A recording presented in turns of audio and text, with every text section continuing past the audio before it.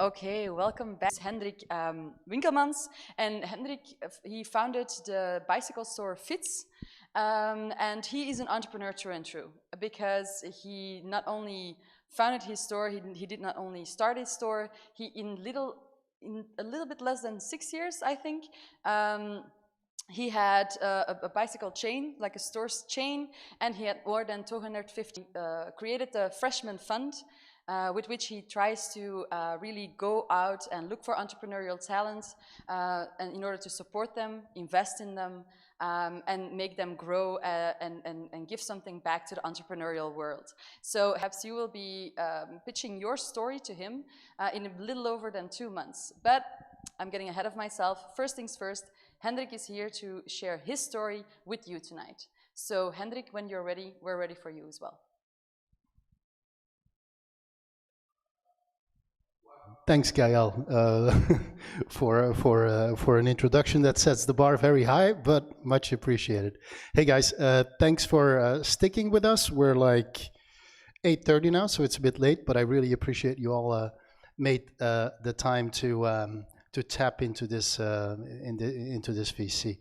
My name is Hendrik. A hired gun, became an entrepreneur, and now I'm an investor. So I hope I can be a bit of inspiration to you guys, which is the whole 20 minutes of curriculum or biography, but just to give you some context and at the same time some learnings. And I'm just n equals 1, so it's statistically totally irrelevant and scientifically non-backed, but I'm just here to tell you what I learned over the last, I started at KU Leuven, yay, alumni of this place.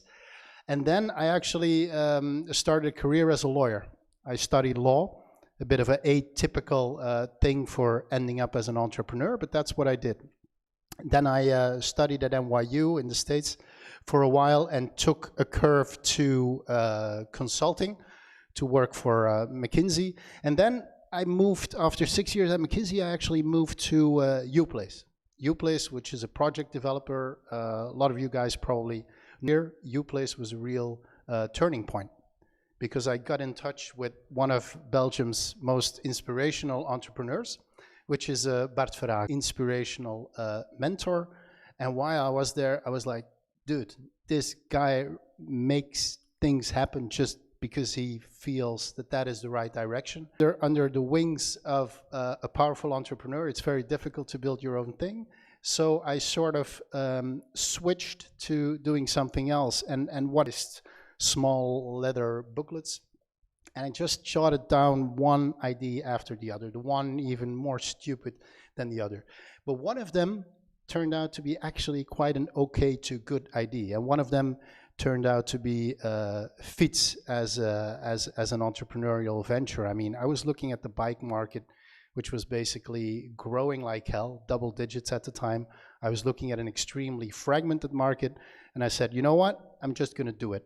So when I told it to my wife, she actually started crying first, and the next day I had her full support to start crying, because she knew I was actually really gonna do this. And the next day I got her full into the venture, and we built Fits from, as Gael said, from one store to 32 stores over a period of 6-7 years to 50 million. The papers is rosy. It's great, and that's simply because, you know, winners write history, you know. So successful ventures, unsuccessful often meaning not unskilled, but just meaning unlucky. Okay, so at Fits 3-4 years ago, and now I sort of took the decision to say, okay, what's next, Hendrik? I mean, what are your qualities? What are your downsides? I didn't want to be CEO anymore. And if you're entrepreneur, by some strange logic effect, you end up to be a CEO of your own company, but few entrepreneurs are actually good CEOs of their company. I was not. I'm a good entrepreneur, I think. I'm not a good CEO. So I didn't put myself in a position to become CEO again, and I started an investment fund where I'm actually working on coaching young. Actually, we have a great business that we're into together with the KU Leuven, the guys from Run Easy, Kurt, Tim, Jesse, and Benedict, a wonderful wearable for runners.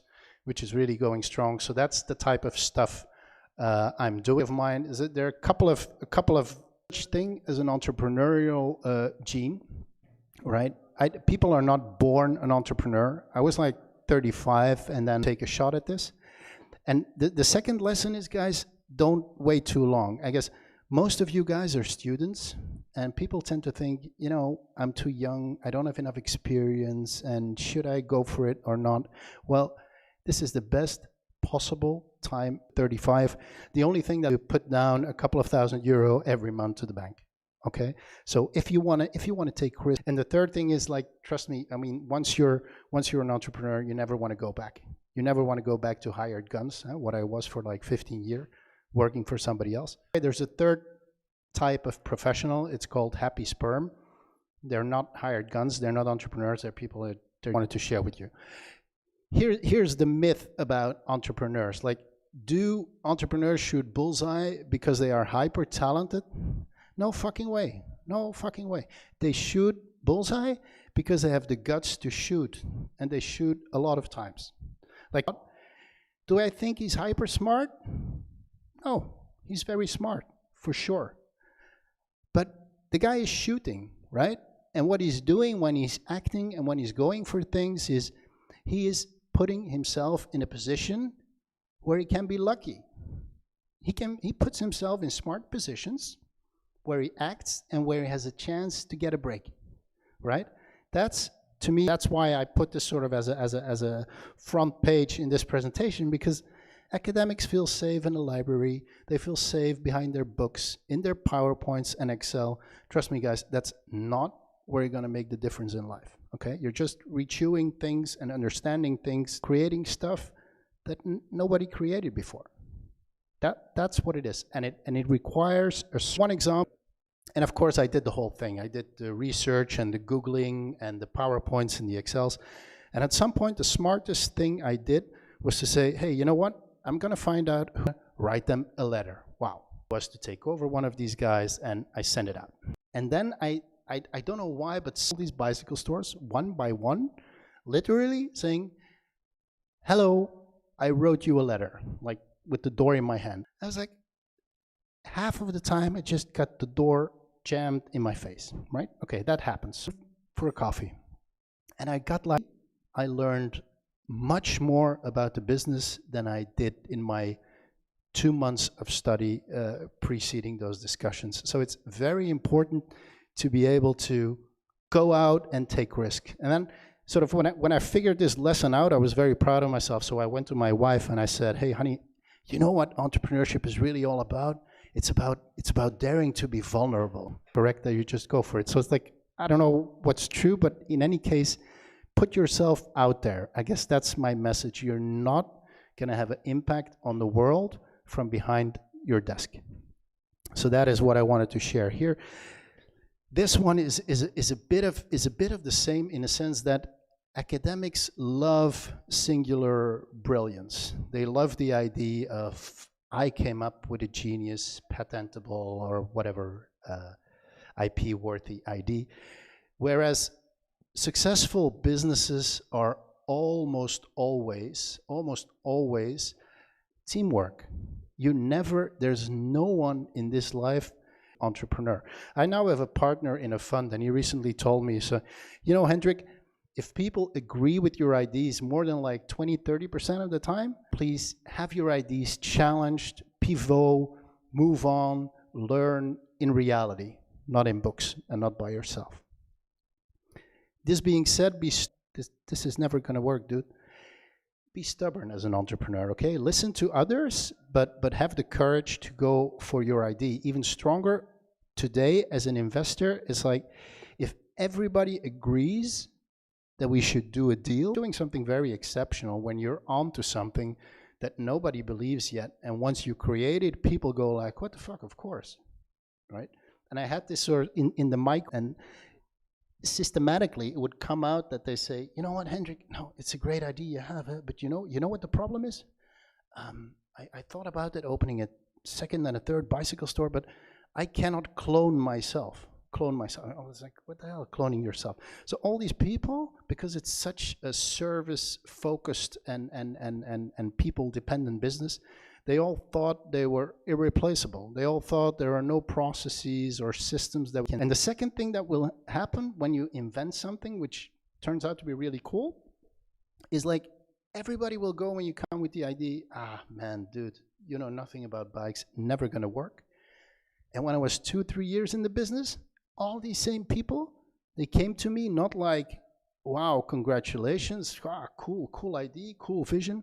They all came to me and they said like, yeah, a chain of bicycle stores, of counterintuitive, go for something which is exceptional. Another problem of academics, they think like, I'm gonna get it right first time. I'm here sitting behind my paper and I'm gonna write something, I'm gonna calculate something, and this is just gonna be total perfection. Well, you know what? No way. Never gonna happen.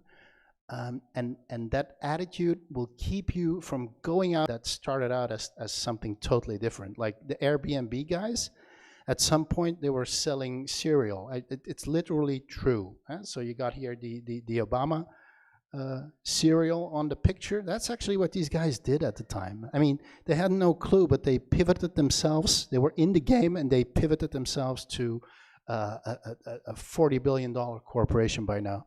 Slack was actually was a gaming business which was going nowhere, burned $10 million, and on sort of the last week with some cash on their hands, they said, okay, what are we going to do? And what did they do? One guy said, you know, we have built this communication tool to talk a bit to each other between the developers. It's pretty efficient. Maybe we should make a product out of that. That product is Slack.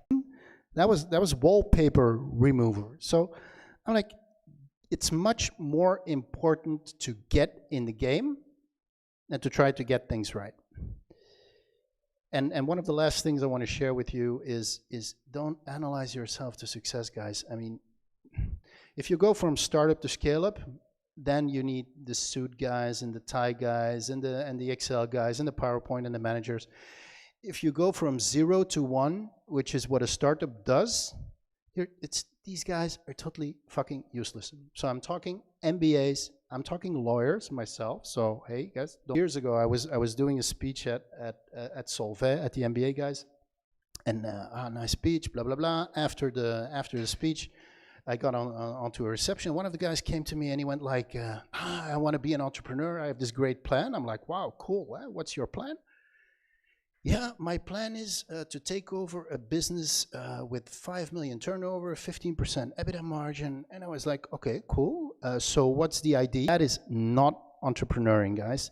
Build something. The very first thing you want to think about is product, service. What am I going to create that solves a problem today that isn't solved by what's in the market today? And the very last thing is like, and that's the big problem for me in Belgium and in Flanders specifically, is like, what the hell is the worst that can happen? Imagine you're sort of going for entrepreneurship. What the hell can happen? People are like, oh, it's so risky. It's like, it's not risky. It's not risky. You're at freaking KU Leuven. You'll have a nice degree. You're just afraid of failing. You're just afraid of trying something that might not work out. Well, okay. That might be a good reason, but be fair and honest to yourself. That is the only real risk of entrepreneurship at your age, right?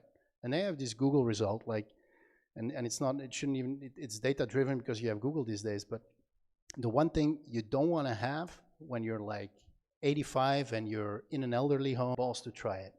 That is much worse than saying, hey, you know what, I had a great idea, I tried and I failed, or I sort of half got there, but at least I gave it a shot.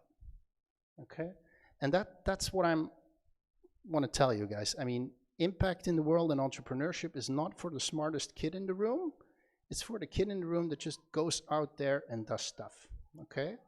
So thanks a lot for your attention. I would say don't study too much.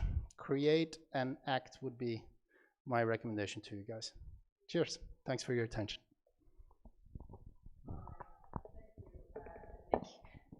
for telling our students not to study. I love it.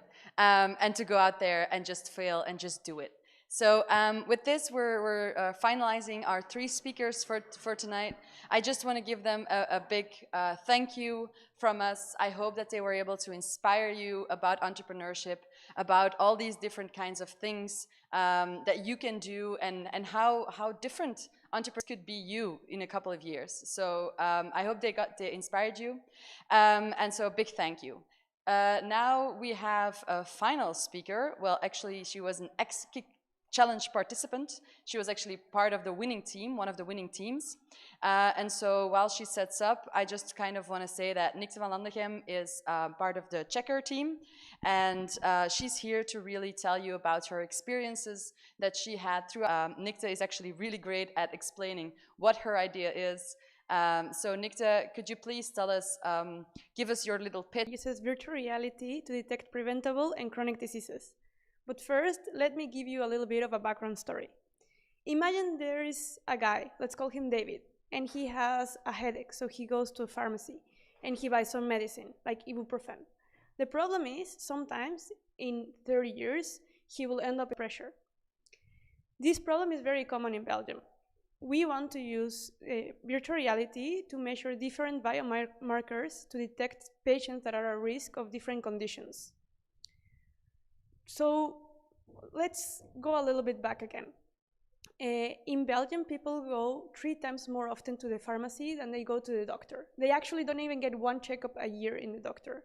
This is why we want to put our solution in the pharmacist, so that at the same time, we can also empower the pharmacy and give him a role in the scientific framework. So how it works. The patient comes in the pharmacy and he scans his ID.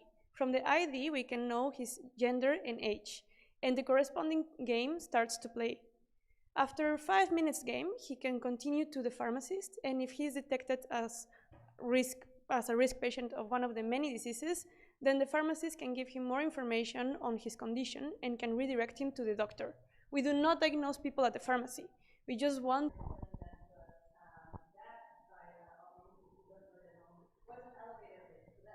second pitch of what her idea is and what checker is. Thank you very much, Nikte, for telling us that. So I told you guys at home as well that Nikte is actually one of the winners of the Kick Challenge of last year. So Nikte, could you tell us what prizes you won?